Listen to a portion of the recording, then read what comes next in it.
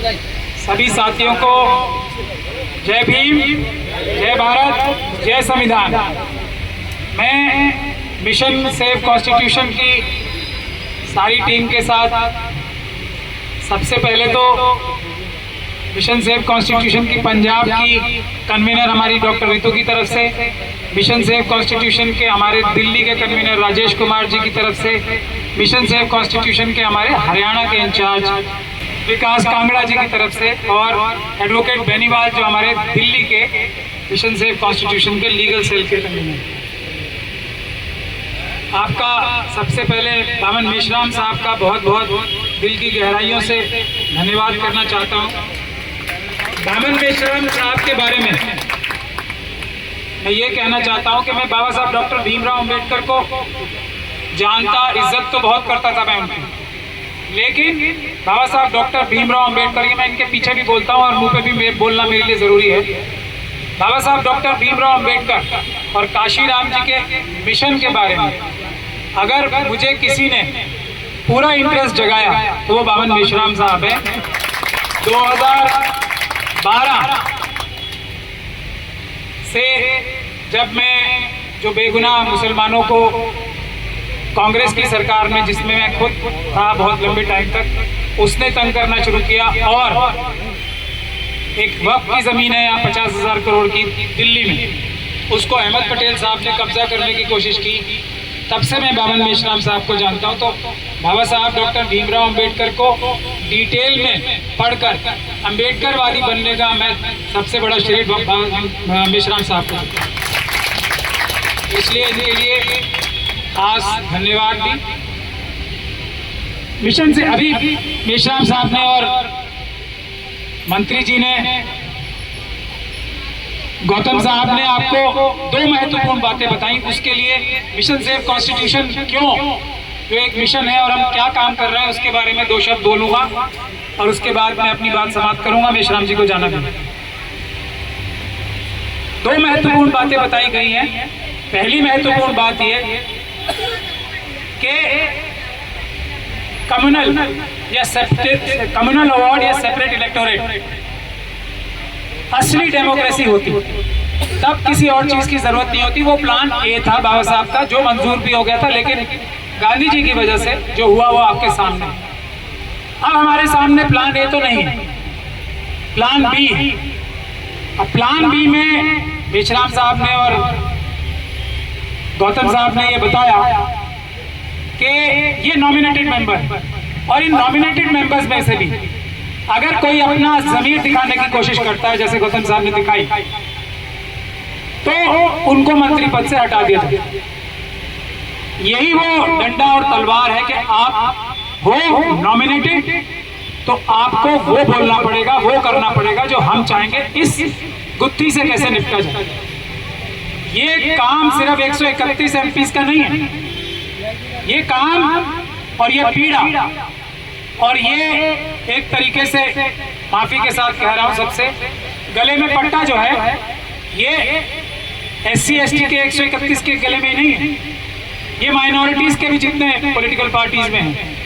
उनके गले में भी है, OBCs के जितने भी हमारे लोग हैं उनके गले में भी है, भले ही वो चीफ मिनिस्टर बन जाए किसी के या किसी स्टेट के या कुछ भी बन जाए। मोदी जी को मैं OBC समाज से नहीं मानता, क्योंकि उन्होंने तो जबरदस्ती खुद ही अपने आप को OBC बनाया है, और जैसे योगी जी ने अपने आप को सारे मुकदमों से बरी करा लिया, मोदी जी ने अपने आप को OBC बना लिया। ऐसे इसी की एक दूसरा एंगल भी है, बहुत सारे हजारों लाखों लोगों ने फर्जी सर्टिफिकेट बनवाए शेड्यूल कास्ट शेड्यूल ट्राइब के OBC के, ताकि वो हमारा हक और अधिकार छीन सके। तो मिशन सेव कॉन्स्टिट्यूशन वो रास्ता हम लोगों ने सोचा है या कोशिश कर रहे हैं उसकी हम, कि हमारे जो इलेक्टेड नहीं नॉमिनेटेड ही, हालांकि दिखने में इलेक्टेड नजर आते हैं, ये जो हमारे नुमाइंदे अगर ये कुछ नहीं करते तो इनको हम घेराव करते हैं। और दूसरे, क्योंकि ये सब हमारे नौकर हैं, और जो सरकारी अधिकारी हैं जो हमारे नौकर हैं, अगर सरकारें जो हमारी नौकर है, प्राइम मिनिस्टर, चीफ मिनिस्टर, मंत्री हमारी बात नहीं सुन रहे, तो अधिकारियों को अपने नंबर्स के बल पे जो 90% हैं हम उनके घर के बाहर प्रदर्शन करके, उनके ऑफिसेज के बाहर प्रदर्शन करके अपने वो सारे हक अधिकार ले सकें जो कि ये नॉमिनेटेड लोग हमें नहीं दिलवा पा रहे। लेकिन अल्टीमेट सॉल्यूशन तो राजेंद्र पाल गौतम जी भी बताते हैं, मेश्राम जी भी बताते हैं, हमारे सभी बहुजन नेता बताते हैं, सत्ता में जब तक बहुजन नहीं आएंगे असली न्याय नहीं मिलेगा। लेकिन जब तक हम सत्ता में आते नहीं और उसकी तैयारी करने के लिए, सत्ता में आने के लिए हम सभी संगठन काम कर रहे हैं। मिशन सेव कॉन्स्टिट्यूशन सड़कों पे उतर के पीसफुल प्रोटेस्ट के जरिए इस काम को करना चाहता है। हर एक उस अधिकारी जो हमारा नौकर है भारत की जनता का, उसको मजबूर करने के लिए मिशन सेव कॉन्स्टिट्यूशन है कि तुम्हारी कलम अगर चलेगी तो बाबा साहब के संविधान और कानून के हिसाब से चलेगी, अगर नहीं चलाओगे तो हम तुम्हारे खिलाफ ना सिर्फ कानूनी कलम से कार्रवाई करके तुम्हें जेल भेजेंगे बल्कि तुम्हारा जीना दुश्वार कर देंगे अपने पीसफुल प्रोटेस्ट में। बस इन्हीं शब्दों के साथ मैं आपको बहुत बहुत धन्यवाद देता हूं। ये 5 तारीख को हम लोग, बहुत सारे लोग ये कह रहे हैं कि ये नंबर्स कम है, ये है वो है। नंबर्स वैसे कुछ कम नहीं है। अगर 33 दिन तक प्रोटेस्ट चल रहा है तो मैं कैमरामैन से कहूंगा कि देखें इतने लोग 33 दिन तक लगातार अगर आ रहे हैं तो ये इस बात का सबूत है कि ये आंदोलन जो हमारी मिशन सेव कॉन्स्टिट्यूशन की पंजाब की जो कन्वीनर है वो एक डॉक्टर रितु है यहाँ पर दिल्ली यूनिवर्सिटी की, उनके लिए जो जिन्होंने शुरू किया हमारी मिशन सेव कॉन्स्टिट्यूशन की पंजाब की कन्वीनर ने डॉक्टर रितु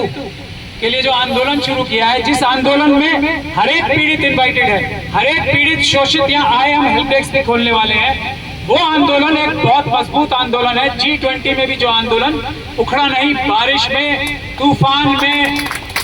हमलों में, गुंडों में, RSS की हर एक चालबाजी में जो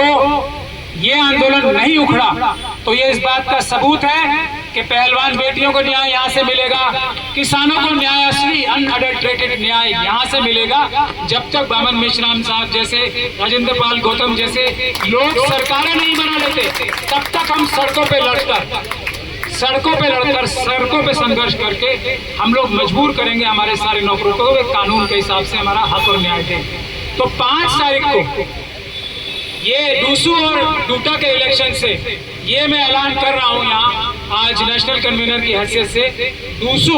और डूटा की वजह से हम लोग, क्योंकि हम जानते हैं RSS वाले कोई ना कोई शरारत करके अपने आतंकी भेज के कोई ना कोई बहाना निकाल कर इस प्रदर्शन को खत्म करने की कोशिश करते, तो हम लोगों ने स्ट्रेटेजिकली अभी इसको नहीं बड़ा किया था। अब मैं यहाँ से ऐलान कर रहा हूँ कि अब इसको बड़ा किया जाएगा। उसकी पहली झलकी या झांकी 5 तारीख को दिखाई जाएगी, जब हमारे जो वाइस चांसलर साहब हैं, जिन्हें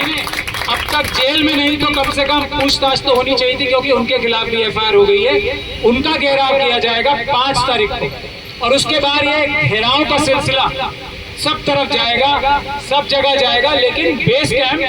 यही रहेगा। हर एक पीड़ित और शोषित की आवाज उठाई जाएगी, किसी को नहीं छोड़ा जाएगा और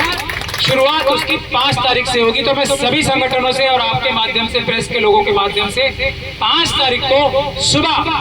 11 बजे यहाँ सब लोग आए ताकि हम अपनी छोटी सी संख्या दिखा पाए, और वो संख्या इतनी होगी कि उसकी शुरुआत 5 तारीख को हम करेंगे। वाइस चांसलर साहब को आज ये नम्र निवेदन है, अभी उनके पास कई दिन है, 5-6, खुद तो खैर वो अरेस्ट नहीं होंगे, लेकिन सविता राय को निकाल दें प्रिंसिपल के पद से, पहली, और दूसरा रजिस्ट्रार साहब को और प्रिंसिपल जो है दौलत राम कॉलेज की, उनको अरेस्ट करें और दोनों को निकाल दें। ये हमारी 5 तारीख के लिए मांग है। अगर नहीं पूरी हुई 5 तारीख को तो फिर हम लोग 5 तारीख को मिलेंगे 11 बजे। जय भीम, जय भारत, जय संविधान।